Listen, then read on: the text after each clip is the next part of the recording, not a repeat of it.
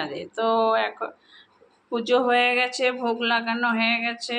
তো আজকে গোপালকে কি দিয়েছি, খিচুড়ি দিয়েছি, 5 রকমের ভাজি দিয়েছি, পায়েস দিয়েছি আর মিষ্টি দিয়েছি।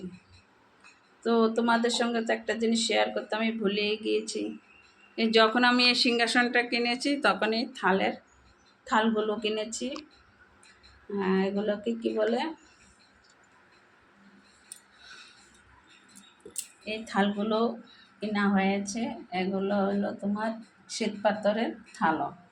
তো থালার সঙ্গে দুখানা থালার সঙ্গে 2টো গ্লাস দিয়েছে, এরকম 2টো প্লেট দিয়েছে, আর এরকম 2টো বাটি দিয়েছে।